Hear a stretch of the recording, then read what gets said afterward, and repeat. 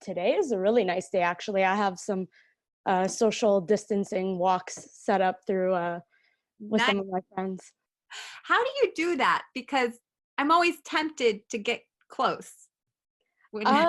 Pretty easy. The area that I live in, or literally right outside my front door, there's this path, and it's pretty like secluded. No one really walks it, even during like these times. Like I've seen some people there, but not like a lot. And the path is wide enough that we just stay on either side and we just walk. And made it. Yeah, my friends are all very, oh, hey, Serena. Hello. Friends are You're talking about social distance walking with friends. Mm-hmm. That's a very weird one because I'm in a very unique situation because my mom is immune compromised. So I've been basically staying inside my house more often than not and limiting my exposure to people because us fighters, we've kind of found our own ways to kind of work around the quarantine. Like I'm working with my coaches because they're also following quarantine as well. But some of my teammates are working with coaches and other people who may not be. So I can't take that risk with too many people. I mean, I have one friend, my best friend, Roxanne Modafferi, who I talk to and we'll see, like, we're actually going to play bullshit today because, you know, the cool life, quarantine edition. But yeah, I just haven't been hanging with many people or doing many things now because of this. No, but that's one thing you can control. I'm doing the same because also I'm like, if I've been doing quarantine this long, I'm not going to mess it up now. So yeah. Exactly. And I'm in Washington, D.C. So you have to kind of, and we're a hot spot. Yeah. Vegas, and I don't know how Toronto's doing. Well, the city I'm in just outside of Toronto, we're fairly okay.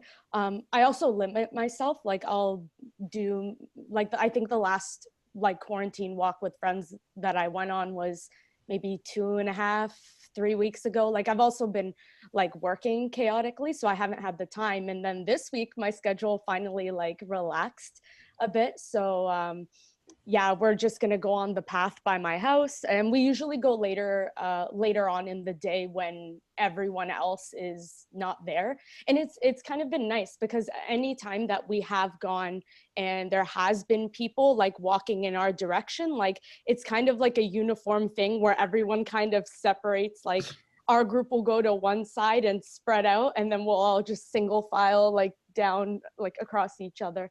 But it's a very wide path and there's a wide boardwalk. So it's like it's fairly distant. It's kind of nice. You don't really have to worry about, not that I don't do this, but showering, brushing your teeth. You know. Yeah, you don't have to worry about that. Hey. All of those. I have had to. I'm going to work. So yeah. I know. I have to worry about that. It's so weird in Vegas. Nobody wants to like do the thing that Alex was talking about, veering together. Like I'm running normally in like isolated parks, you know, doing my own thing. But we got people who just won't move, or they'll just be like right up on you. I'm like, do you not know what 6 feet means? Like I would say some other choice words, but yeah, we're live. So I say a lot of choice words when people have been invading my spaces of late, especially when I'm going out my way to avoid other people. It's like, this is something you got to take for real. I know. Exactly. And they're not wearing masks because it's like, I'm trying to save, the mask is to try to save you.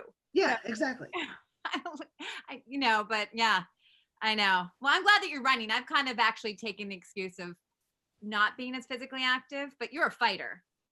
I have to be.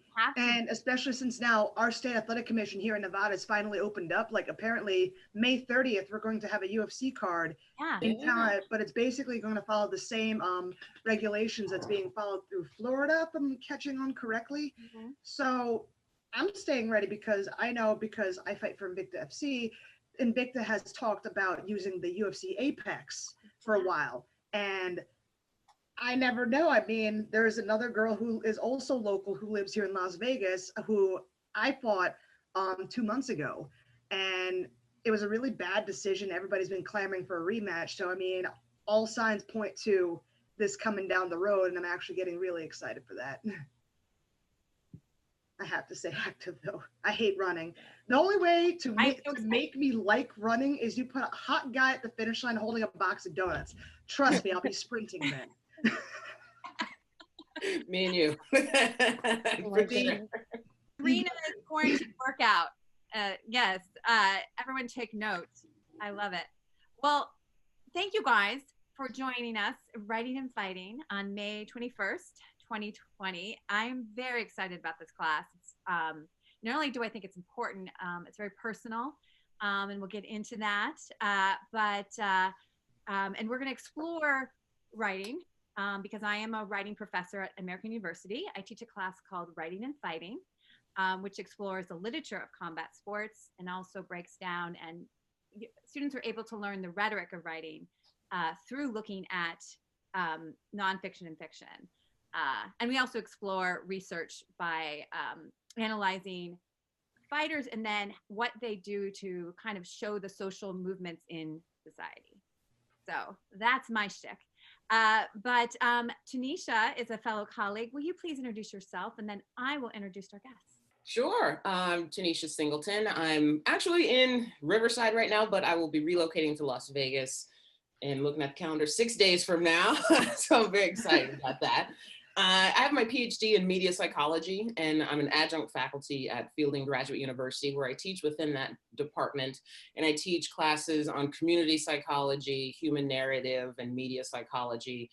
And when I did my dissertation and all my research, it's primarily been focused on the sports space, because as a lifelong sports fan, college student athlete myself, I'm just fascinated by the human story and the element of that. And so I've been really focusing my attention professionally and personally on endeavors like this to try and align sports and society, and for some personal and, influence for, for others, because I think just the experiences that fighting and sports gives from a spectator perspective to the athlete perspective is so valuable, and it represents and it means a lot. So always trying to look for new marketing and content opportunities to try and help promote that. Thank you, Tunisha. So glad to have you here. Thank you. Thank you.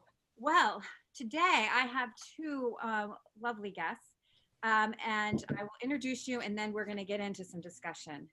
There we go. So first we have Alex Scaffidi. Scaffidi. You got to do that.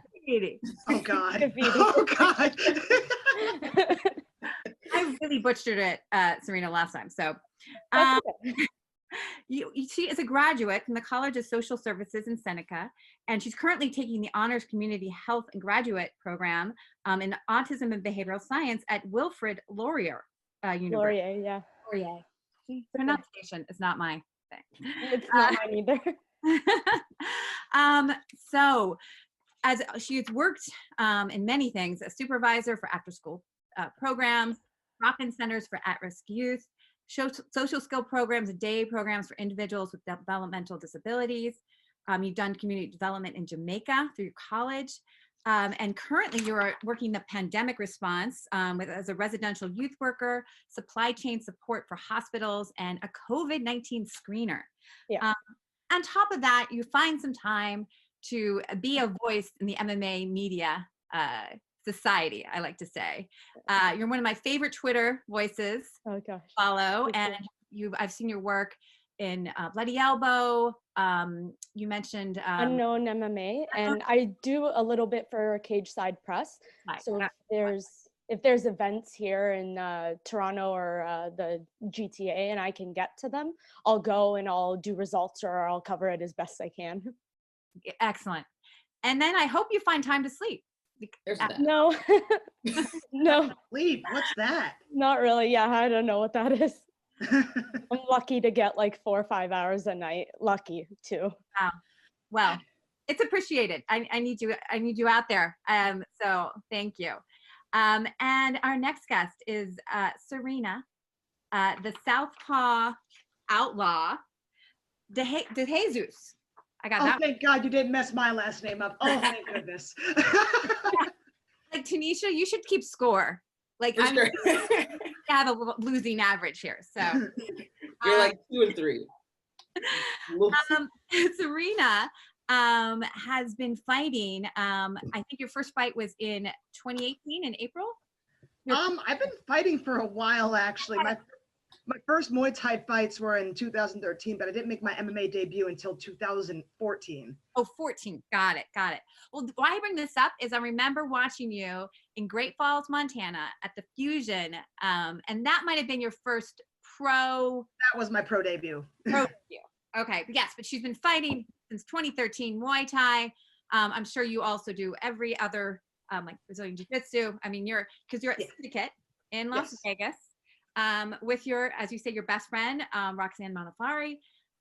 And you have, I'm telling you, your Invicta fights, the last one. We need that rematch. Absolutely.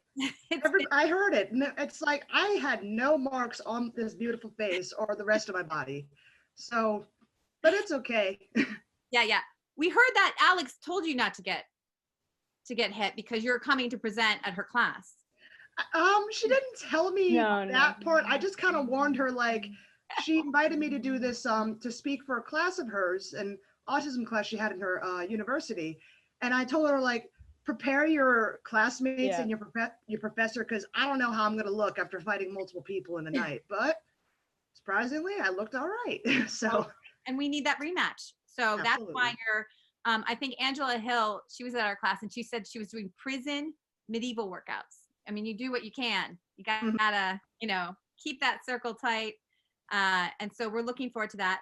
And another aspect of Serena is that she is an autism advocate. You're very open about your journey on the spectrum. Mm-hmm. And I messaged you last night that this is a very personal class for me. And I haven't planned any of this out because it is so personal. I didn't even know what to say, but I have a daughter on the spectrum. She's 15 and she was also nonverbal. And, so it was a big part of my life and learning. And I have so much respect for people like yourselves who are on the spectrum, who are open. And actually, as you say, I want to be a role model, and everyone looks up to a fighter. Mm-hmm. And I'm so thankful for that. And I'm thankful, my daughter, she's verbal. Oh, she tells me I'm annoying, which is a great thing to hear. But we still work with some social skills and other sensory, and, it's always, I just think I'm so glad that we're talking about autism and you're bringing my loves, writing and fighting, because we should be talking about autism more. I put a statistic on Twitter just before this, about 1 in 54 children have been identified with the Autism Spectrum Disorder. And that's according to CDC's Autism and Development Monitoring System. And I think that we forget all that, like times it's COVID, right? Mm-hmm. Politics, and we have other things. And I kind of want to open this up because I want to learn your stories, Alex, because I also want to talk, autism, you work in autism, but you also are someone who has overcome a disability as well with your hearing. And, not only that, you interview MMA fighters, and, so it's so special. But I want to ask you, because when Serena, when I got my daughter's diagnosis, it was 2007. And so you're about 12 years older than my daughter. My daughter was 2. And I felt so alone because I didn't have any idea of what really to do, what were her possibilities and potentials. And I'd like to know more about your story and eventually how it leads to fighting. I'd be honored to talk about it. So my story was, my mom was young when she had me and everything. But at an early age, like, they could feel that something was off, like something wasn't, fitting the norm. And my mom, she got me tested. So she's putting her faith in these doctors who, for years on end, misdiagnosed me. I went from ADHD to bipolar disorder to multiple personality disorder, all these different things. And as a result, I was put on all these different medicines. So, and these medicines didn't really do anything for me. In fact, they actually exacerbated my conditions and made it worse. I didn't know anything about my sensory issues per se, because for me, I have light and noise sensitivity. when people see me out and about, I'm normally having like wraparound headphones in my ears, and I have like a black cadet cap I've become known for wearing. And that's to protect me from, indoor and outdoor lights. And my glasses have transitioned. So when I go into bright lights outside, they go dark so I don't get hurt. I'm thinking for the longest time as a child, everybody has these these feelings, but I'm the weakling who couldn't adjust to it. So because where I lived, you're not supposed to be weak or anything. So I kind of shoved everything down. But after years of misdiagnosis, being on these medicines and being in and out of psych facilities because of these medicines making me go, cuckoo in the cabeza, I got my diagnosis at 13. And this is the early 2000s. When they heard the autism diagnosis, everyone's like, what's that? And then when the psychiatrist who diagnosed me started listing off everything, my mom and my dad were all like, oh my God, this makes sense the entire time. And I'm just like, do we finally have an answer, or am I gonna like go through this whole mess again? But when I got my diagnosis and I got case management, I had, a case manager and other people helping me learn, how to cope with my sensory issues, how to, have better communication skills, life became better. But I don't think I fully grew as a human being and with my social skills per se until I got into martial arts. Because in other aspects of life, I feel it's really hard to get the social cues, but with fighters, we tend to be very blunt. We tend to be very on the nose with something. Like fighters are like, can you train efficiently? Are you training your hardest? Are you on the same mission as, okay, great, you're one of us. So it's almost like very accepting kind of place, for artists, in my opinion, to be training in a, regimented kind of thing like martial arts. Because when you think about it, when you think of autism, you hear about, for example, like regimented movements and routine and stuff. Martial arts fits that because what is drilling, for example? We're doing the same motion, learning a move over and over again. And I love sharing this joy to other autistic individuals within my community because I actually teach autistic students over at Syndicate MMA, and I also run a self-defense seminar monthly, to help other, individuals in my community, because in Las Vegas, we really don't have much services for any individuals on the spectrum, be they kids or adults. And I kind of find that sad. It's mostly run on volunteer groups and nonprofits, which shouldn't be up to the individual to do that. And, people trying to come together. There should be a state effort. There should be a city effort to kind of address this. But one of my students, he has a touch sensory issue, and he could not, for anything, he did not like jujitsu at all, because jujitsu, you get the heavy gi on you and then you're getting tossed, you're getting taken down. But he was so on the ball when it came to when it came to objectives, and when he learned what jujitsu was, or as I say to the kids, it's about sitting on top of your friend, not letting your friend sit on you. And he got it. He went from absolutely hating jujitsu to absolutely loving it, because all the chokes and all the tosses he did on me, he could not wait to do to the other kids. And he got into it, and he's been so happy with it. And I miss that munchkin, darn it. No, this is amazing. And Alex, can I bring you in? Mm-hmm. Sorry, I guess our live stream got bounced because of someone told us TOS. Alex, this is reminding me of when you got bounced from Twitter. So I redid it. I just retweeted it. So sorry about that. But Alex, okay, can you bring in your story of how you, because you were an advocate. You were one of these people that, Serena, you met, finally got your diagnosis. And you've told me a little bit. Can you tell me about what your connection? For me, myself, how I started. So when I was, all my life, I had been training in gymnastics. And then when I hit 13, my coaches said to me kind of like, oh, we think that you would be a good coach as well. You should probably start your CIT training. And I was like, sure, why not? Like, I love the sport and I would love to coach because I like working with children and youth. So I did my training, and through doing my hours, I actually got asked to do a one-to-one class with an autistic girl. So pretty much her parents worked with me, and one of her therapists would speak to me about like what her needs were and what her boundaries were so that I could make a class accessible to her. And I went into this like I never like I was new to coaching, and then I was new to working with this community of people. So through there, I so adored working with her. She was so amazing and really sweet girl. So through there, I started branching out, and I would work with the community class in my high school a little bit.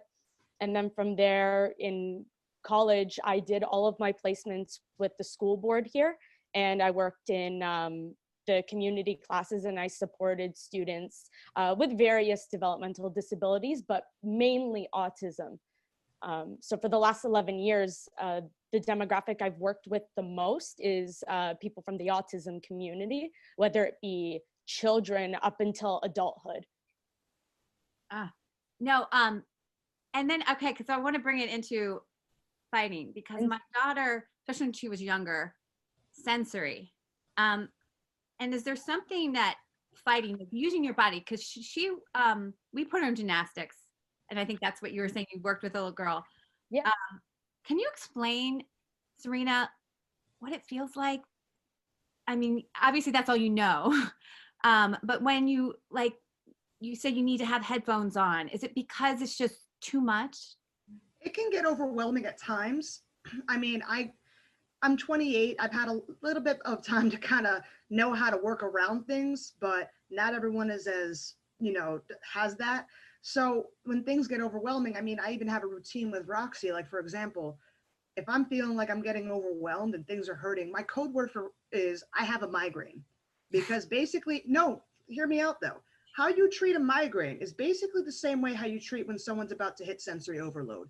With someone who has a migraine, you take them out of the source of what's causing it into a nice dark room and just let them chill there. And that's basically what I kind of do. So when I'm hitting, but I'm blessed. I live in a place where I can have like a whole lot of CBD, because CBD for me, my sensory issues has been very beneficial. Because before my CBD, I did a lot of, kind of ritualistic behaviors and movements to kind of keep myself calm, before I fought, before I went to the gym, before I did that. But with CBD, I don't have to do it as much. Things become a little less abrasive, for lack of a better term, when it comes to my sensory issues, because, little things like, for example, in the gym, when I hear the weights drop, like when someone's doing like a big heavy deadlift and they drop the bar, I will jump like out of my skin. And everyone's looking at me like, what is wrong with you? I'm like, you shut up. You don't hear like I hear. You don't. And like, if I go into like, from, let's say out here, and I go right into the sun, because it's like, it's bright morning right over here, and I don't have my hat on, my glasses don't work, my eyes burn. It really, really hurts. So it's, for autists, we kind of have to do a little bit more of a maneuver to kind of get in and work with the, with our fellow NTs, And neurotypical. Yeah, neurotypical. Excuse me. I kind of remember that not everybody knows what NT is. Yeah. No, I completely understand. And what I also find fascinating, Serena, because I see my daughter has this ability. She writes fan fiction, like novels. Nice. I'm a writer, and I've never finished a novel. And she can hyper focus. Is that something? And I always wonder, like in a fight, that is something that I would think. It's great. I think for me, it's very beneficial, because I've zoomed in on my objective. And when you have the adrenaline rush on top of that, like, holy crap, someone's trying to take my head off, it kind of helps out to be hyper-focused at the task at hand. I mean, I think it benefits me, because even in training, I'm always on the ball. Like, okay, I have to get A, B, and C done. And I see that with my autistic students a lot. That, once they have that objective in mind, they know what they want to do, and it's in like, a comfortable setting. Like, I'm not beating them to the wolves, and they're like, oh, it's just my teammates. I have to, do a drop Sayanagi, or I have to do a takedown on. They're all for it. They're all gung-ho about it. In fact, I find them a little bit more enthusiastic than the rest of my students, and I really love it. It's like, oh, how cute. They're killing each other when I'm coaching the kids' jiu-jitsu class. I was going to ask it's about. like watching puppies play fight, you know? Yeah. I was going to ask about how the benefits that you're seeing in your students of like having that regimen of laying it out and staying like hyper focused like that. So you've seen what ages are you coaching, and you've seen like the most success for that? Predominantly the age groups I'm coaching are from 5 to 8. However, I do coach teens, and they show kind of the same traits, the same focus. Mm-hmm. But yeah, I mean, throughout the age groups I've been coaching, the hyper focus and to the objective still seems to be the same. I don't see any more or any less right now. So it's kind of neat. Even as they get older, the idea is still there to do what they want to do. Mm-hmm. I'm always curious and like fascinated about that, because like some of the research that I've done when it comes to developmental basis of behavior, when you introduce something like that, like at what age group, like will it become more retained as opposed to forgotten about and not something that I need to remember? So it's like if you are introduced to that, you know, between like 5 and 8, that's more likely to become something that you continue to do long term because you've seen the benefits of it already. You know what I mean? Like learning how to walk, right? You know, all of those things. So in the steps of development, I find it just so fascinating that fighting is being looked at as a potential outlet that can have positive benefits for that. That's nothing that I've seen be promoted or explored or even an option. And you're proving that this is just a completely valuable asset and tool. It's just fascinating. I love that. I absolutely love it because it just seems so, you know, it combats, no pun intended, the complete, you know, looking at it as like a, you know, some clown or just completely, you know, just combat and violent stuff with no real purpose. Mm-hmm. It's insane. Well, there's a lot of things that kind of come into this because we unfortunately still deal with a lot of stereotypes with autism, and people don't seem to realize that these stereotypes they put to autism are just as harmful as like racial or, you know, cultural stereotypes. Mm-hmm. Like when people think of autistics, they think, oh, they're not athletic or they're incapable of athletics. I mean, when I was growing up, I actually had a lot of motor skill issues. Like I would trip over my own 2 feet. I had to go through PT and OT, occupational therapy and physical therapy, you know, while I was in school. And it's ironic because now I'm doing the most complex movements in the world. With martial arts, because it's such a kinetic sport, like a lot of people can do it. I have a friend who's actually a multi-time IBJJF champ, Clinton Terry's blind, and he can do it. But with autism, because it's such a kinetic and feeling kind of sport, it's something that I think gets stored away a lot easier in the brain versus something you're hearing or you're writing, you know? So I think this is a lifelong skill that carries on, you know, no matter how young or how old someone is. Because I did martial arts. I did traditional martial arts when I was in middle school, and then I dropped off the wagon. And then I came back to martial arts at 18, and it's almost like I didn't miss a beat. The only thing that was different is I was learning new things relevant to the different aspects of martial arts I was learning. So I honestly think that it should be more invested in for my fellow autistics to be in martial arts, not just for the, you know, just for the health benefits, but also for the, you know, self-defense benefits, because autistics, we're at a higher risk of being bullied. Like I was bullied as a kid. The only reason that stopped is because I threw a girl at the jungle gym and I had no qualms beating 5 guys with a stick who tried to mess with me. It's when you fight back, even if you lose, bullies tend to not want to have that problem no more because they now recognize this is no longer, you know, some harmless fun. This is now like, okay, I might get my stuff hidden. So all around, I feel that martial arts is very beneficial for autistics, be they want to be competitive, be they just want an outlet for friends, be they just want to be healthy. So I honestly think this should be invested in more and talked about more within the community. I agree. It's the ultimate back and forth, which is something, you know, that my daughter, the nuances of back and forth, you know, I have my daughter sometimes, she'll do something like bump into someone and she doesn't know this kind of thing of damage control. Like you're supposed to say you're sorry, even though it really wasn't your fault. the person was probably standing right in the hallway, making a big old, obstacle. But these are the things, and I think it's interesting in fighting, you're always kind of anticipating, you got to counter, right? Yeah. And that's what my daughter's like, well, you got to have these anticipated counters.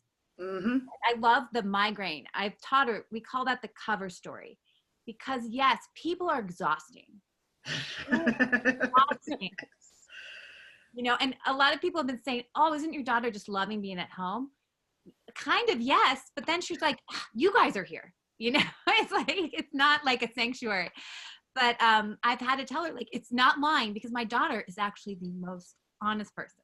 And I don't know that about her. She doesn't understand why you would like lie about something. Mm-hmm. But it's for you got to do stuff for yourself. And that's, I think also in fighting, you got to do your fakes and your, Mm-hmm. so there's a lot. So I love this idea of getting more autism integrated with combat sports, martial arts.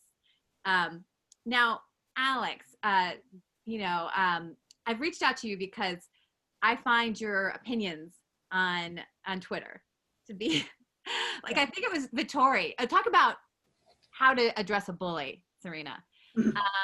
Vittori, what's his first name? Marvin Vittori was very upset with the media because he thought they were going to close down, with those facts, that they were giving about UFC 249. And then his person he was fighting missed the weight. That was that not Carl Robertson? So he weighed in, but then afterwards there were some, I guess, complications, which prevented him from being able to compete at that point.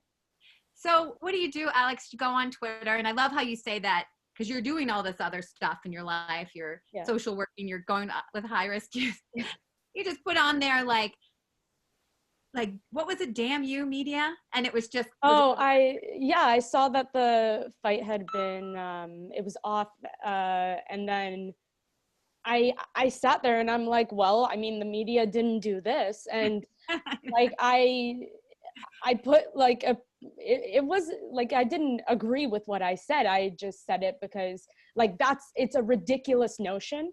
So I kind of met his ridiculous tweet with a counter ridiculous notion. So I just put it out there, and like, that was it in my mind. Like I saw it and I was like, oh, okay, so I'm gonna post this. And that's it. Like it ended there, really. But it's a great showing, I love that kind of play back. And it was really just it wasn't as serious as a lot of people took it. Probably get. Maybe that's my God. Fight in the hallway, right? In the hotel. Oh my God, that was ridiculous. Like, I get it. I've had 4 girls back to back drop out. So it's diet, don't diet, diet, don't diet. The worst thing I did was say a bad word on the internet. I didn't get into an extra fight. Like, honestly, I'm a little irritated. I'm like a little upset with that, man, because yes, I get it.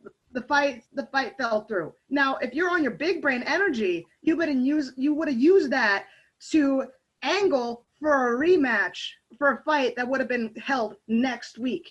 He would have made weight, you would have made weight, the fight would have happened, everything would be dandy. Because yes, he's had multiple people drop out and fights fall through. But this dude has been driving me up a wall, and it's a few other athletes on that topic you're talking about, that the media somehow has the power to cancel things. If that was the case, we would have canceled Conor McGregor after throwing a dolly through the bus a long time ago. And we would have canceled John Jones for his, his driving under the influence, hitting a pregnant lady. The media doesn't have that influence, but I think because of this frustration, because of the times we're living in now, people are looking for someone to blame, for someone to like, oh, it's their fault. I'm going to blame them. I'm going to feel better about myself. That's what I think that it's boiled down to. And people don't seem to think, 2 steps ahead. And it makes it worse because we got people on Twitter who honestly don't follow the sport as well as they should, or know how the media works in mixed martial arts. And they're adding fuel to the fire, listening to these fighters who are blaming the media. Like they're saying, oh, the coronavirus, you're trying to shut down the fights because of coronavirus. But no, from what I'm seeing, the media is saying, we hope things are safe so the fighters can do it.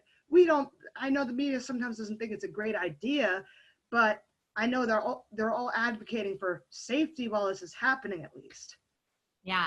Now, Alex, can we get your opinion on this anti-media, or what role that you've been trying to, on these lines of, I'm giving information about a fight, but also I want to talk about safety, but I don't want people to think I'm a watchdog. Or is that even a narrative that you'd even try and balance?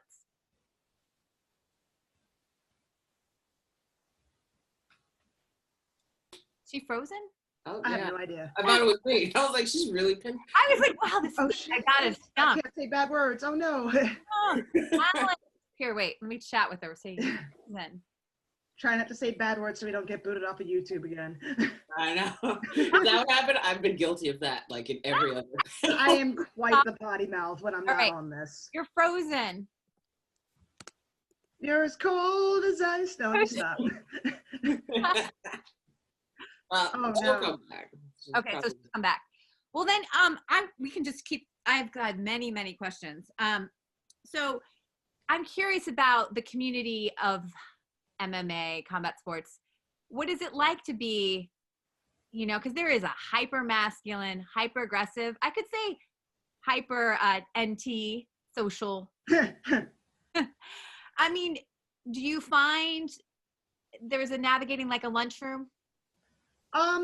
This sport has been somewhat hard to navigate at times until you kind of have the right people around you. Like, I'm really blessed that I have my bestie, Roxanne Modafferi, with me, because she's like the big sister I always wanted. Like, back in the day, like, I'm talking about middle school, I'm watching her fights. She's the only person who is out there proud about her love of anime and video games, much like myself, while you have everybody like Josh Barnett, who we all now know is a D&D fanatic, but wasn't back in the day. They would suppress that stuff to kind of keep their rah, masculine, I'm going to tear somebody apart image up.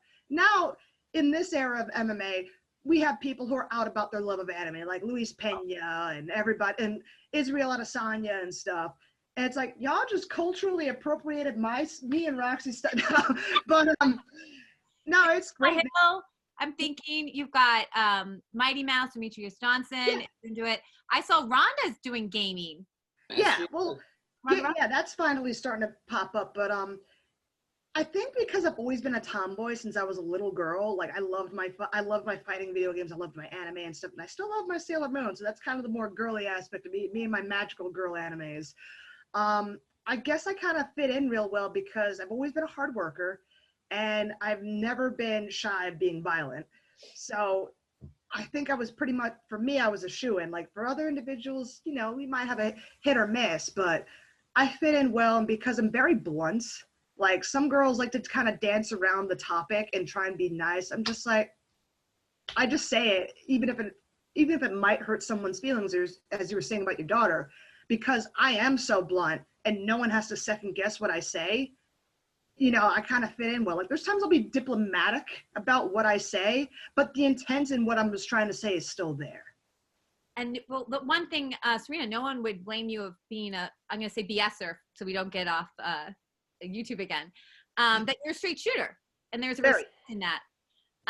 So Alex, what we were talking about, and thanks. Sorry, I don't know what. Oh, it's so funny because you're just like frozen and we're like. Yeah. She's really thinking about this question. She's like, So I'll go back to that question, but we're talking about kind of the community MMA, whether, because it's got this hyper masculine, you could say hyper social, where people are on doing their Instagrams and stuff like that. What is it like? And I guess we were calling it kind of the MMA lunchroom, and where do you sit? What about the media? Is there a lunchroom where there's different tables? I think yes. I think there's a difference between media, like from what I see, media with access, media without access. So like I write for an outlet and I contribute to an outlet that doesn't have access to events. And I know there are other writers that are blacklisted from attending live events or having coverage of certain athletes just because of the managers that they're connected to. So I think there is a bit of a divide with that. And then, I don't know, I follow a lot of media and I see more cohesiveness than I see like division, but I could just be very wrong about that. Everyone that I follow a lot of media, the majority of who I follow on Twitter, because like the main reason I even started using Twitter for MMA stuff was I was watching the sport and I was like, oh, I'm not getting enough of the content that I want, because I really wanted to know more about fighters' stories and stuff. So I'm like, okay, I need to figure out what outlets write about this stuff. And so I started following those. So the majority of what I follow is media on Twitter, and everyone seems to interact fairly well for the most part with each other. So no, that's good to know. I'm always curious, you know, we had like a female gender panel where women were saying there still is that boys club in media. Oh yeah, it's just, you know, it's sports, and so they're going to be the majority right now. You know, we'll see what happens. And so there are, like they were talking about these narratives, and I'm curious as a fighter, or Alex, if you've had this, is that with interviews, sometimes you have to be, these are like these social skills that, my God, like if you really looked back on it, it's like a foreign language. You have to be friendly, but not too friendly. Yep. You know, you have to, don't be silent, but don't be too assertive. You know, do you find that you have to navigate that sometimes? I do actually. So a lot of people who have interviewed me actually enjoy kind of how I just say things, but I know that with some people, with some audiences, I kind of have to tone it down. So being a fighter, being someone who's been, you know, through endless interviews, I've kind of gained the skill of reading the room kind of by like trial by fire. You know, I used to kind of like not do as well, but like, for example, right now, you know, I know not to curse because YouTube's going to be weird about it. You know, it's just little things like that I learned to pick up along the way throughout my career of what to say, when to say it, etc. And it's honestly a learned skill, I think, for anybody, be they autistic or not, in the fighting world. Because you have some people who are amazing fighters, but they're horrible as an interview, you know, to interview. And vice versa, you have people who are maybe not the best fighters in the world, but they're great and they're charismatic on the mic. So I think it's kind of a learned thing. Some people may get it, some people may not. And it really does affect their career. You know, if you can't have people want to watch you, then they're not going to. And as a result, you know, your potential star power lowers, and then you fade into obscurity. Thank you, Serena. Alex, do you have any from your side? Oh, for sure. I always find this to be an issue, whether it be just through engaging with like fans and people in the community, and with media members too, unfortunately. Sometimes just being friendly and making conversation can be completely misconstrued and lead into some kind of awkward situations. And I don't enjoy having to police myself with that and having to kind of have to constantly think like, oh, is me just having a conversation with someone, them misconstruing this as I'm interested in more for whatever reason. I can't stand it. It drives me nuts. So I honestly interact with a lot less people because of some really uncomfortable situations that have come up, having to engage with some people. Some people I just want to pick their brains because they're a media member, and then it turns a little weird. And yeah, so I've experienced that. I've experienced that with media members and also fellow fighters. So it's been very awkward. It's like, I know what I'm saying, I know what I'm doing, but there's times some people, maybe they're the one lacking the social skills, and they, as Alex said, will misinterpret it and trying to kind of creep a little bit. And I'm just like, whoa, pump the brakes. We're not there. No, and it's interesting because maybe we need to be more upfront, because it seemed like Tunisha, when we had that women's panel that we always wondered, are men feeling the same? Right. They have to worry about what they say. Is it something, you know, as the gender that we always kind of have to have this, you know, I hope you don't think I'm coming off like this. So Yeah. Mm-hmm.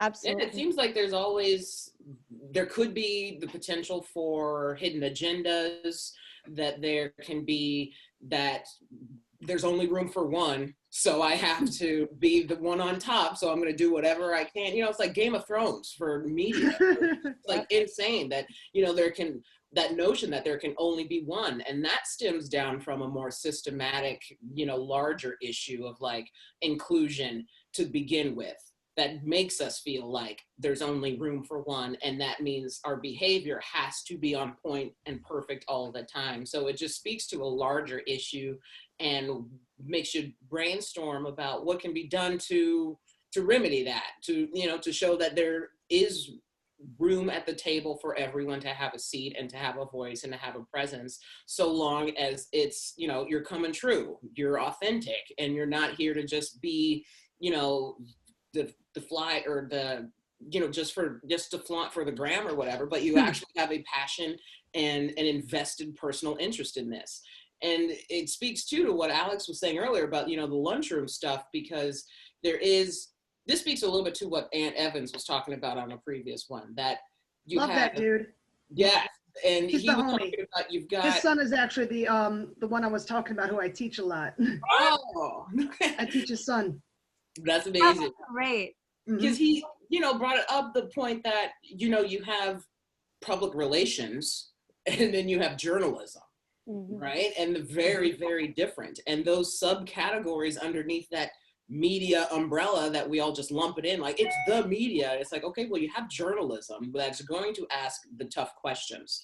That's when people spin that into, why are you attacking me? Blah, blah, blah. It's like, or I'm doing my job.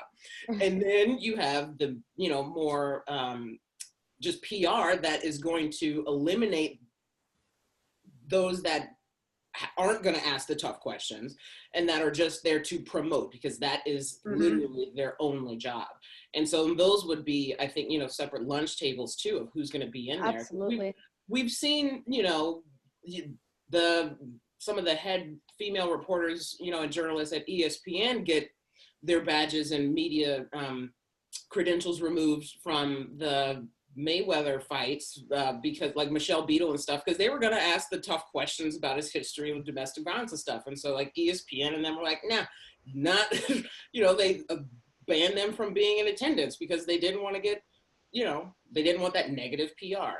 So it's always interesting thinking about, like, how new organic outlets on digital like this, like unknown and bloody, can kind of get attention now and recognition in this digital space by not even being there, but because they're producing content to fill in the gaps of if there is a gap between journalism and PR, what are those stories in the middle? And so I think that's where digital can be really, really powerful, and why organic platforms and spaces like this can be really, really valuable, because it's kind of sewing the needle between those two. Tunisha, this leads into a great point, because this story, you know, I was already invested in MMA, but knowing that Serena is out there, who's, oh gosh, I'm going to say it wrong. What? Jesus. Yes, you got it. I was like, my brain was like saying, like, don't mess up. Think of the Big Lebowski. You don't mess with the Jesus. I know. Jesus, just think of it that way. But I know that you probably have fans and other people who've come up to you saying you've may have even brought them into MMA because of that. I have to ask you, was this something that was ever, did you make a deliberate choice? I'm gonna bring up my autism. Did anyone ever say, shouldn't you just be a fighter?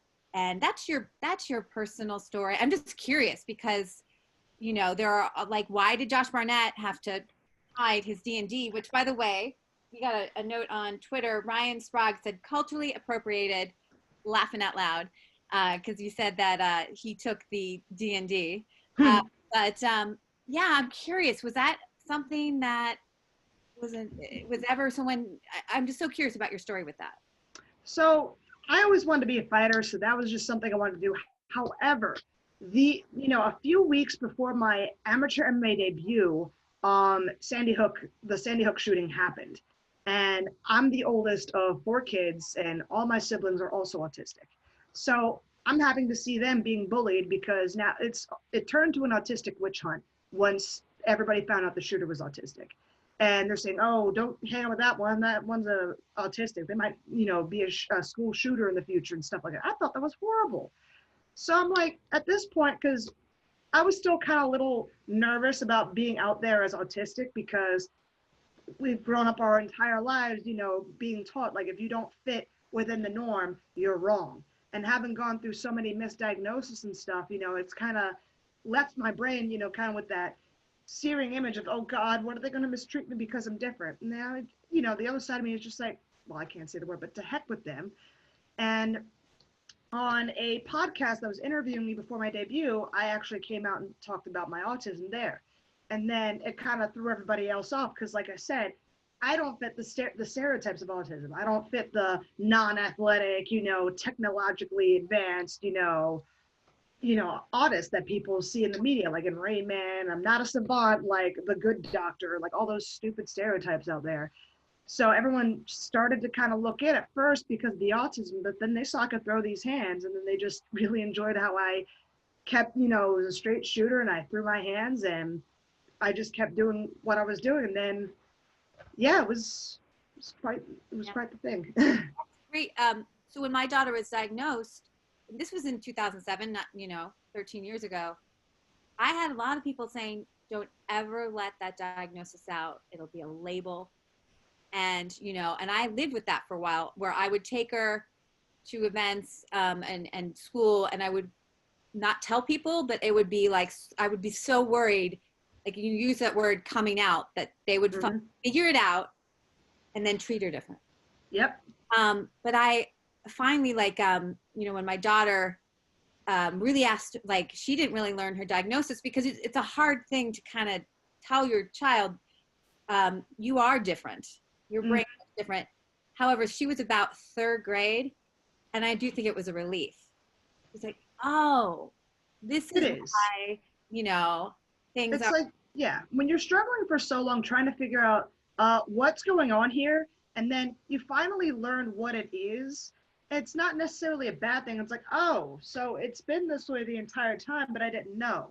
And now when you finally have the answer, it's like, okay, well, at least now I know, what I got to do to a certain degree. Like, okay, now I know I have to do A, B, and C. I have to do this, I have to put on this hat. So when I go inside and there's bright fluorescent lights I can hear buzzing, they won't kill me as much. Or if I go out and about, I need to do this, that, and the other to potentially avoid a sensory overload. Yeah. So it's better than going your whole life not knowing all these things and then having these things happen to you and feeling horrible, like you're almost defective in a sense. So knowledge really is power when it comes to these diagnoses. And I'm kind of happy now that it's been over, 10 years since I got my diagnosis, and just how things have changed since when I first got my diagnosis to how it is now. Like back when I first got my diagnosis, like, yeah, there was need for the autism awareness to say, like, now people are aware of it. Now we need people to know how to treat others on the spectrum. Yes. I'm not saying that, oh, give me all these handicaps because I'm autistic. I'm like, hey, bear with me. I'll catch up to you, and it'll take me an extra second or two. And that's the kind of attitude we kind of need now out, in today's world. And I feel like we're kind of getting there, but there's still a lot more steps we need to take. We have to think about, where we've come. I was thinking when my daughter was diagnosed, they still had, the Lancet had not refuted the Andrew Wakefield. You guys are aware of that? He was a doctor. Very much so. Yes. Who said in a research study that autism was linked to the MMR vaccine. And so the vaccine movement, which what I really felt, Serena, is that there was so much attention to that, not about, well, what can I do to help her just communicate, right? And so a lot of people were getting fixated that, you know, like we were saying with COVID, we want someone to blame. They want some big bad boogeyman.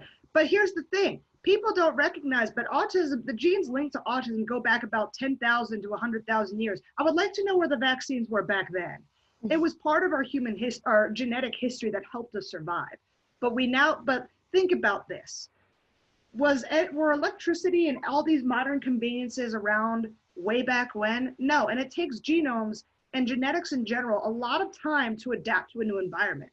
And now you have people with autism with these autistic genes who, if they were on, like, let's say a 16th century farm in the middle of Ireland, they wouldn't have as much sensory issues compared to being here today in a room full of like fluorescent lighting, you know, loud cars and all, you know, factories and all that. So, but people don't want to see this. They want to actively kind of like, I'm going to take a swipe at these autism warrior parents here, but they kind of want to almost have a victim mentality, like, oh, I have to raise an autistic child, feel bad for me, this, that, and the other. And then there's groups, very prevalent groups like Autism Speaks, who take advantage of this and try and make that money off of that. These guys spend more money in catering than they do actually doing outreach and providing help to autistic individuals and their families. Yeah. That's because fear-mongering sells. Fear-mongering gets the donations pouring in.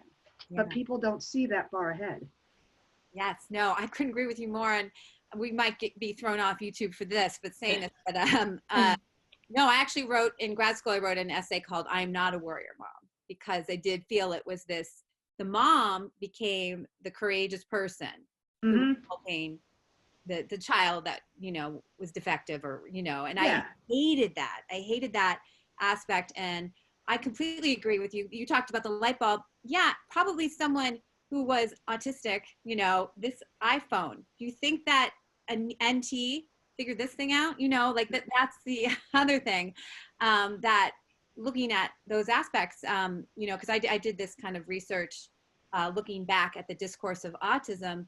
You know, it was the changeling, you know, back in the medieval. Where, exactly. You know, yes. The whole story fit everything we talk about autism now, from the, you know, not making eye contact all around and acting, you know, not in a typical human way. Yeah, it's exactly what that fit into. What was society's way of dealing with that? Because that would have been probably a child that would have been more time than another child or something. So they would go and put it in, I think, the forest to have the switch or something. And, you know, but it was this societal way of dealing with it. But we don't realize that, yes, that was a condition. And I also think about, thank God I didn't have my daughter in the 1940s. I've heard of this, the refrigerator mom. Oh, yeah. It was my fault. You know, this is right after the heightened age of Freud, you know, blame mom. And there was, you know, this movement that, you know, it was the coldness of the mom who was causing that child to withdraw. So, you know, I think about that, and I'm glad you brought that up, because we are not that far, you know, that when, you know, sort of behavioral therapy and stuff happened was in the late 80s. That Wakefield article, I don't think it was in 2009 when it was finally like retracted. I can't believe this. And you still got people saying, oh, the deep state or the big pharma, like just did all that and took them out, you know? It's just like, you see, even when it's scientifically debunked, we still got these Karens and stuff saying, oh no, it's this, you know, it's a big old You're gonna conspiracy. get us thrown off for that. It's ridiculous. There's a Karen listening right now. That is. What'd you say? You're gonna get us thrown off. Like I said, I shoot straight. I'm sorry. We love you for it. And you know, getting back also to the fighting aspect of this, because you know, you know, not being a warrior mother, I do think that there was a way that to be a fighter in terms of, as you say, being something that everyone wants to be, and showing that you're not going to take it. You know, you're going to rise to the occasion and work with this. And, you know, Alex, I think that you're a fighter in that you know, you were almost taken down. We talked about this yesterday in terms of the Twitter, the dumpster fire. I've heard many, but it brought us together. You know, I guess we're kind of focusing on the negative now. We'll focus on the positive. But when you were telling me the story about how you got a letter from the UFC, and I think DMCA, from Twitter. You said Ben Folks wrote about this. Pardon? Ben Folks wrote about this. He interviewed me. Like, he asked a couple of questions for, I think it was a series that he was doing. He asked me a couple questions. So pretty much what had happened was, I got a DMCA when my account was suspended, and I'm looking at the tweets they were flagging, and it made no sense to me at all.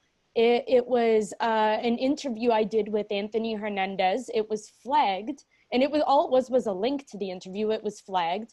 And then I did an interview with Kayla Rocco, and it was flagged. And they were all flagged because, and the person who filed the notice wrote on it and said, this photo is of Kayla Rocco. She is a UFC fighter. Therefore, this photo is property of the UFC. It infringes on our copyright. And I'm just like, what? Like, she's not a UFC fighter. When I interviewed her, she's an amateur fighter that was fighting out in Panama. I'm like, what is this? So I emailed because the information of the legal intern for the UFC that filed it was there. So I emailed them, and I'm like, hi, I think you have like 99% of the things you flagged on here are incorrect. They flagged some boxing gif that I posted. It made no sense. And so I was like, hey, Kayla Rocco's not a UFC fighter. The image that's linked to the article that I wrote about Anthony Hernandez was one off his Instagram, also not UFC property. And he basically wrote back, and he was like, oh, I apologize for that. I'll email Twitter right away to get your account restored. And then he said, please remove all content related to the UFC. I will be checking in periodically to make sure you are in compliance. And I was like, what? Because that's not creepy or anything. I was like, what? I'm like, this makes no sense. You flagged a bunch of things that had no reason to be on this DMCA.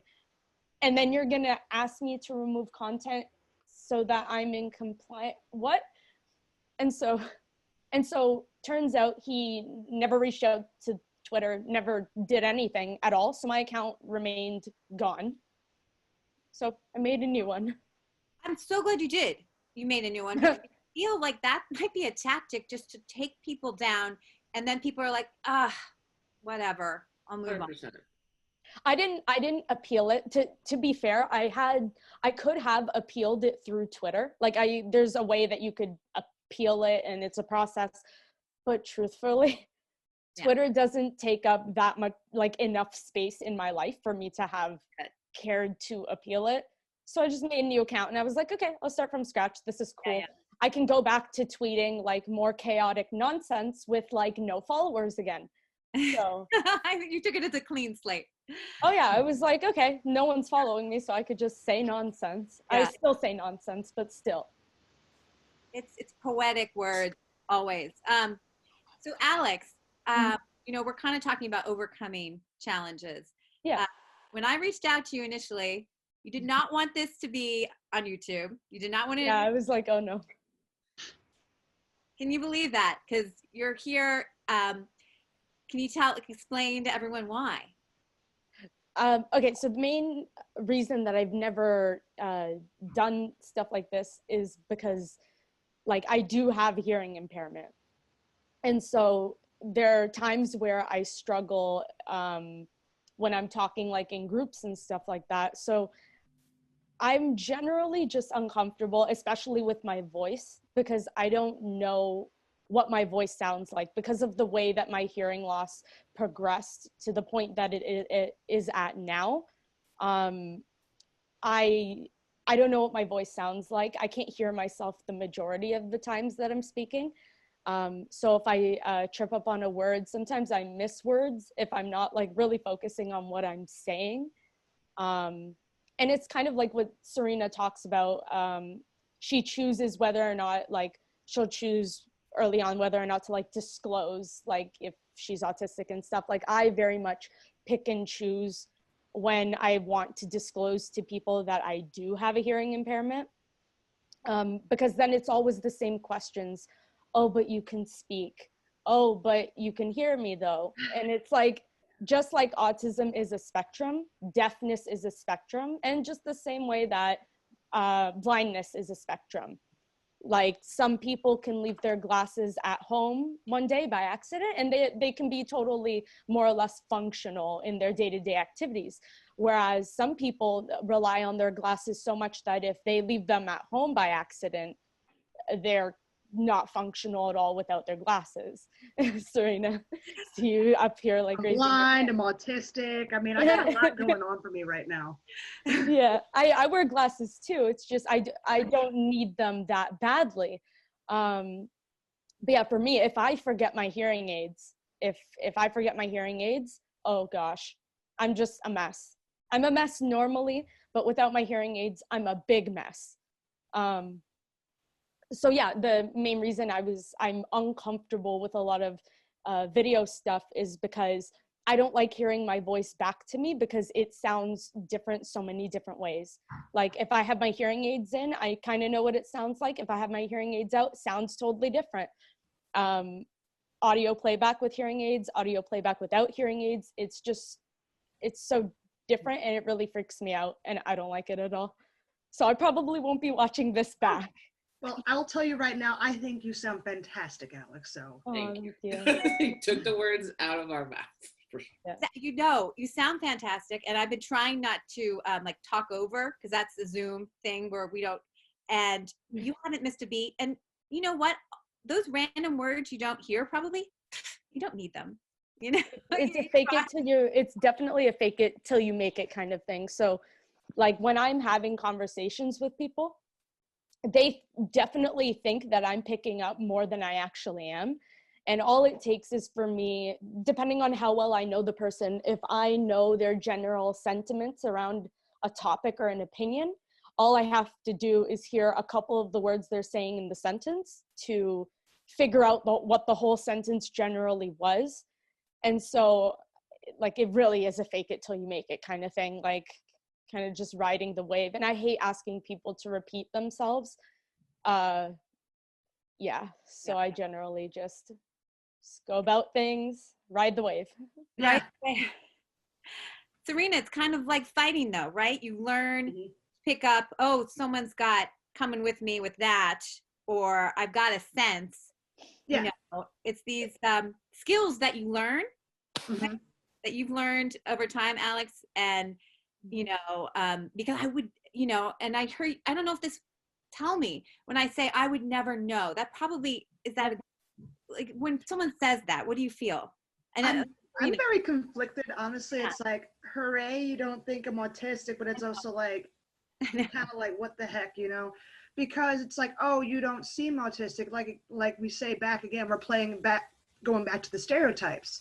Oh, you don't, like autism to a lot of people has a look per se or an act. And so when people are like, oh, you don't look or sound this way, it's kind of like going up to somebody of a certain race or culture. It's like, oh, you don't act like insert race or culture here. It's almost kind of insulting, but they have the spirit, I guess, more or less. Like, I guess they don't know what else to say as a compliment. Like, hey, you're rocking that autism really well. It's like, thanks, buddy, I guess. You know, it's kind of one of those things you do have to roll with. Like, you know that their heart was in the right place, but what they said wasn't exactly the best, you know? Yeah, Alex, is that similar?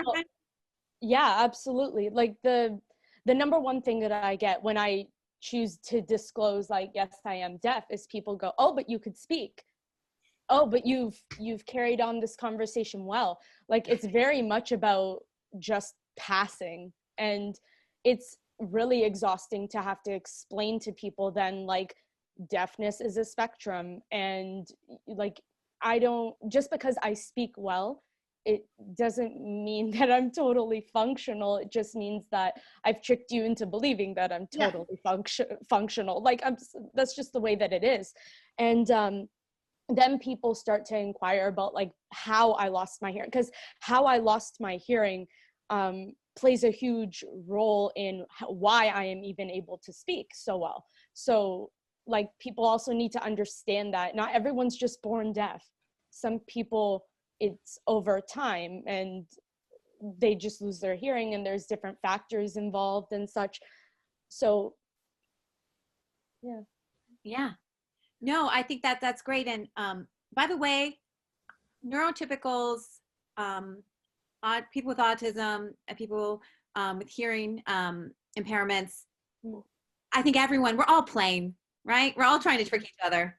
I think it's something we should always remember, because we, you know, I think that sometimes you think, God damn that person, I hate them, you know, like Jennifer Aniston has it all together. She's just tricking us all. Yeah. And but what I'd rather have is more of these authentic conversations where I'm asking you, Alex, what does it mean when I say that?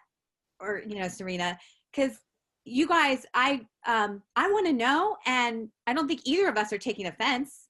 No, These this is like open, honest conversation about how these, you know, because some people may not ever ask these questions because they're too shy to. They don't want to step on other people's toes. But this is a perfect way to like tell about these things. Like, okay, this is this because you shouldn't say this because. It's a learning experience. But it's all up to the individuals want to learn about it objectively versus taking offense if they've been corrected. Yeah. I'm not sure. Go ahead. Sorry. No, go ahead. I was gonna say, it's like I'm just nodding like I'm in church, because like you guys are just preaching right now. It's like there's just words that you guys are saying that are just so loaded with richness, like passing. That is so huge. Stigmas, like, and combating all of those things, because, and it is very much right on par with cultural and racial and stereotypes, you know, and how to, and how conversations can be made about that, and that conflicting, like, what'd you just say? You know, it's like, oh, you speak so well. It's like, like, of course, you know, it's like from like, thanks, I guess. But yeah, it's like, what did you expect? You know, and so there's so many levels to that, and just so many parallels I can see. Just like you said, Serena, it's like insert that right here, and you can find, you know, instances where you can feel insulted, but you know they're coming from a good place. That's the thing. You don't know when it's coming from a sincere place or straight up ignorance. And it's like, I just think it brings back, you know, to echo what you just said, Serena, about needing to have these types of conversations in an authentic manner, because some people just don't know. That's the key definition of ignorance, is just not knowing. And it takes a level of humility to know what you don't know. And so even from, it should be why this is not engraved and embedded better into our public school systems is beyond me. Why learning right next to learning the Pledge of Allegiance, how to have sincere conversations and ask questions out of just a human to human level, as opposed to let me dissect you because you're different. Like the amount of times, you know, as a kid, people wanted to play with my hair, or why they wanted to, you know, like, what's this all about, you know? And and I can only imagine the types of parallels that has when it comes to any type of impairment, and being thrown into a school system that is not prepared or equipped to manage and educate everyone at those crucial developmental ages. It's insane to me. And it just speaks to, I think, why fighting for information and fighting for knowledge, to bring back like the whole writing and fighting thing, like, is so important. Because I took the first class that I took in getting my PhD was on critical thinking. And I was like, I thought I knew how to think. But a lot of people do. But if we go on the internet, you can see that not many people do. Not. They do not know how to think critically. And that is fighting for information and knowledge that is just in its raw, natural form is so, so huge. And I think things like this and how to integrate digital media and social media for a more positive outlet for that is important. And I think also in the more traditional senses of in the classroom, in adult and parent conversations and agencies like that, and in the corporate space as well, how to get information without framing it to prove or serve an agenda is so huge. And Agreed. you know, I think, yeah, you both should be completely honored and revered, I think, because you're showing that there is space and opportunity, and you guys are literally fighting back in, you know, the figurative and literal sense of how to try and help eradicate the stigma. It's amazing. Well said, Tunisha. I told you I was preaching. I was like, I love it. I think you also bring back to the point about what autism, you know, what supposedly is the factor is communication, right? And I think about, you brought this up, Serena, about the traditional classroom setting. Not only do we not have resources, it is geared to a neurotypical. Yeah. And found that actually in the US, Serena, it's geared to that very extroverted child who. You ain't kidding. And it's geared toward more the collective versus the individuals within the classroom, I feel. And it's very problematic. And I don't know why we still have this happening, because it's not making anybody's grades any better. It's not helping individuals. Now we have kids who are advancing in grades, but you know, they're still behind because we're not focused on the individuals within the classroom. We're focused on making the entire class's test scores or just scores in general be just enough for them to advance to the next level. So these kids who, you know, autistic, you know, kids in classes who are growing up, they're just going to be like, they're in the fake it till they make it phase. And they're like, oh God. And they're hoping that they just don't encounter that one pitfall that will, you know, mess them up because no one prepared them for it. Exactly. And you know, you think about the great critical thinkers, Einstein, Darwin, which people have looked back and said, they're definitely on the autistic spectrum. And I think about, were they put in a classroom where you have to sit still all day, which takes an ability that, you know, my daughter, you know, why should she have to sit there and, you know, have to have focus on a teacher? And this is another thing where she wants, you know, it's hard for her attention sometimes. She's got all these other thoughts going on. And, you know, and to couple that with having limited resources, you know, I think that when my daughter was diagnosed in 2007, our insurance didn't cover it. I would get, for her therapy, I would get letters from her insurance company saying not medically necessary.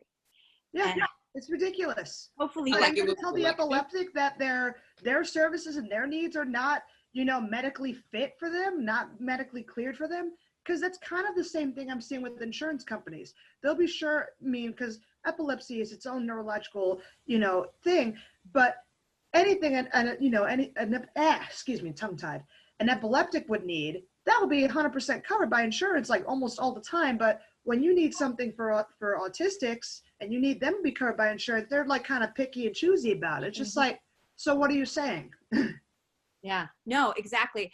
And you know, because I don't know how much you guys are in time. We're over an hour, of course.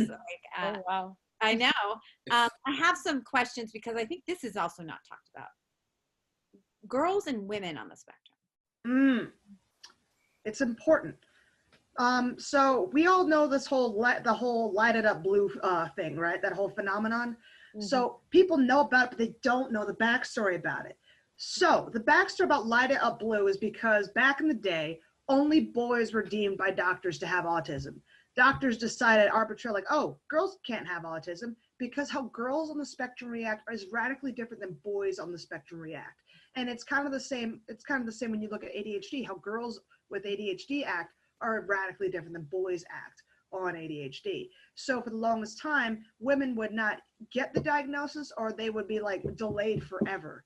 And that was just unethical. So that whole Light It Up Blue phenomenon is pretty stupid. And I talk out about that every single chance I get. Because like last month, oh man, I was tripping all over that. I always like to make all the autism warrior parents and people who talk over autistics very mad on that month, especially. It's like my favorite month of the year. I'm like, it's time to go make everybody mad on the internet today.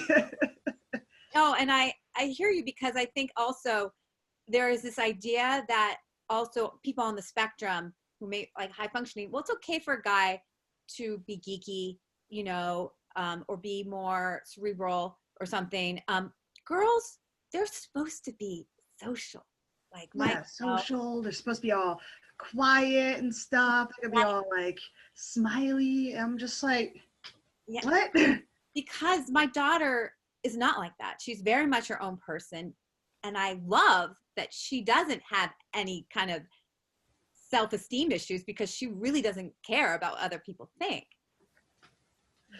But a lot of people, and I'll even say like relatives of mine, will be like, why isn't Natalie wearing a dress? You know? Stupid stuff like that. Stupid stuff like that. Why is your child not fitting in these small social norms that society arbitrarily dictated? It's like, how about I just become my own person because I enjoy myself? I'm not breaking any laws. No one's hurt. No one's dying. So. Exactly. And I think this also kind of goes into maybe gender roles. Like a girl, she can fight. She doesn't have to be the polite, pleasing nurturer. Just like a man doesn't have to always be this, you know, aggressive, masculine, you know, I need to go out and strut my stuff. And we got, I think that's something we need to respect, because, you know, it was very hurtful, because I often felt that people wondered if I, you know, and this is me taking, and I don't want to be a warrior mom, but why aren't you being a better parent by setting better examples or showing your daughter how to, you know, wear her hair perfectly and stuff like that. And, you know, I finally just stopped caring and that, you know, and I adore her. And I think it's awesome because she just basically wears a new Pokemon shirt every day. Hey, no, it's not. She writes Pokemon fan fiction, by the way, and it's awesome. But, you know, and I know that there are some people who just they may think I'm a bad parent. And I'm like, fine, I'll take that, you know, but don't look bad on her no matter what, or I don't actually care. But the simple response to those kind of people is this: are you paying my bills? Are you feeding me and my child? If not, then mind your business. That part. There. Well, because we are wrapping up almost an hour and a half. I guess I want to have a last question, and Tunisha, please chime in here. You know, you always have these great thoughts to wrap things up. Is there something? First of all, Serena, what is your goal? You know, I'm going to ask those questions in terms of being a fighter. You know, I'd love to know where you see yourself as a fighter in 5 years. And then is there a goal you have in this advocacy for autism? Well, I hope my goal in 5 years is that I'm within the UFC and I'm top 5 if not fighting for a belt. I want to be that autistic champion. And that's all, even when I'm old and I'm probably having a hot guy pushing my wheelchair around because of how beat up I've gotten, you know, I still want to be that good autistic role model. Like, you know what? I got, you know, Serena can do things. I can do things too. She was awesome, so I can be awesome too. That's the kind of figure I want to be, because we don't really have great, you know, living autistic role models right now. We may have Dr. Temple Grandin, but nobody exactly grows up saying, I want to be a farmer who made slaughterhouses more humane. Like you said, people look up to fighters. So they see someone who's fighting for their dreams despite everything life is thrown at them. I want people to feel that and be like, you know what, I can get up and do whatever I need to do today because she did it. Excellent. Alex, I'm going to ask the same question. What is your goal in 5 years? And, you know, is there something that, you know, overall you'd like to see in the MMA world, in the social services world? Well, my 5-year goals and stuff like that, it's definitely in my field of work with, I do a lot of things right now. So between international work and then working with people with developmental disabilities, and then also in the last 3-4 years, I've been working with a lot of at-risk youth, recently incarcerated youth coming from human trafficking sector. So I can't say right now that I'm 100% sure where I want to focus on, but I know me as a person, and I know I probably won't focus on one thing. I'll probably keep myself busy and still be doing a lot of different things all at the same time. I should be graduating in the next 2 years, so I'm happy to just be done with school, never have to think about it again for a couple of years. Because at this point, it's a diploma, a degree, and a grad certificate, and I'm like, okay, I'm still young in my almost hitting my mid-20s, so I'm like, okay, I need to relax, and I just want to focus on my work. In terms of MMA, like writing and stuff, like it's strictly an outlet. Like for me, people in my work life ask me, oh, well, you do all this stuff, what do you do for self-care? And I'm like, oh gosh, do I tell them that I watch the combat sports and I do a little bit of writing for fun? Like, I'm like, oh gosh, is that like a can of worms that I want to open? And they all look at me like I'm nuts. But like I've found really great ways to kind of intersect the two with like the opinions that I have. I'm a lot of the times looking at the sport through the lens of what I do 70 hours a week in my like field of work. So I look at the sport through a different lens, and I have a lot of different opinions, and I just post them, and that like Twitter's an outlet just to throw out an opinion because I can't message my friends. But getting off topic, I really like finding ways to mesh the two. And for the day program that I run during the summer, I actually had a local boxer out here, Nick Fentauzi, who donated his time to come out and work with my group on some boxing conditioning and skills and stuff like that. So in 5 years, I would love to just be incorporating more fighters coming in, working with at-risk youth, fighters coming in and like being able to teach a lesson or a class to youth that are on the autism spectrum or have a developmental disability, because physical activity and the willingness for athletes, especially fighters, to come out and embed themselves into this community of individuals with developmental disabilities, it's kind of rare. And then you have people like Serena that does the work that she does. She's a self-advocate, and she's an advocate for others, and she's coaching and training those in her own community. And I love that so much. If you're ever out in Toronto, you know you're gonna have to come work with my youth and my kids. Absolutely. I mean, shoot, as soon as the pseudo Hunger Games nonsense is over, I'm down. I've always wanted to come to Toronto. Yeah, I'll gather a group for you. I have a girls' social group. I'll gather it for you, and you can run some drills with them. But yeah, that's within the next 5 years. I'd like to just do more of what I'm doing. That's great, Alex. Tunisha, any last words? Or fine, and then we'll go around one more time. My goals, 5-year goals, or just last words. I said. Oh yeah, I just goals, Tunisha. I'm like I don't goal stuff. I don't know. I feel like just what we've been talking about is just so valuable, and it's, you know, what I had tweeted you yesterday, Alex, about like the experiences that you've gone through, and the same with you, Serena, has completely shaped your voice, and it's one that holds just so much merit, and we won't see the benefits of until later, right? It's not something that I think we get immediate transactions with, right? It's like I give you, like, it's not an immediate return, but it should be one that I hope both of you feel at least some type of warmth, that it is so valuable what we've all been talking about, and what you two continue to aspire to be in terms of being a service to your community and others, because information is key. And I think when I was doing some project management, because like my background's in like traditional entertainment and stuff in LA, and one of my team members told me that I was a great manager because I made them feel important. And I was like, what? And I was just kind of taken aback by that. I was like, really? I was like, yeah, you made me feel important, valuable to a team. And I think I could say that about both of you. And I think what at least I hope to aspire to do, and it takes this type of village collaborative effort between, you know, our four minds and many others that I'm sure are listening, is to create more spaces and opportunities like this to be humble, look what we have, see what we need, and then create a plan to execute that. Because our youth depend on it, our future depends on it, sanity depends on it.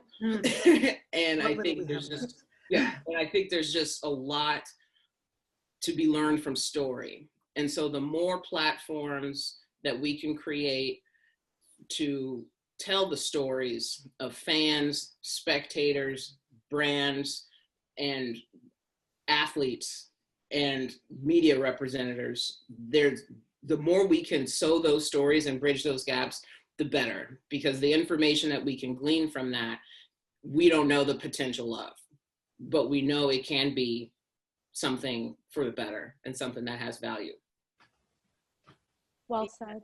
Well said, and Very well said. you know, Very much so. Co-signed. Yeah, no, and thank you so much. And Serena, I think this tags off of what you were saying about looking at the autism as a discourse. You know, what you're saying, Tunisha, is that, you know what, we can help shape it. We can't, you don't have to have society shape it for us. Right. That's why we need conversations like this, where I'm asking questions, open, that I don't know if I'm doing everything right for my daughter, you know, and having Serena not try and project herself as this perfect fighter, but saying, this is who I am. This is what you just need, like, as you said, just give me a moment sometimes. But I have all these, I'm a great person who has all these amazing qualities. Some of them are on because of autism, some not. And, you know, Alex the same way, in terms of what you've overcome and deafness and people knowing that, yes, you can speak, because deafness is not just one way or the other, black and white. So let's write the new discourse of autism in that, you know, it's something of a person is just thinks in a different way, has different sensory. There's no cure. There's no, you know, none of that. And you know, therapy. Nope. Yes. No, it's about just embracing that individual. Exactly. Writing our own story. Writing our own story. Tunisha, where can people find you?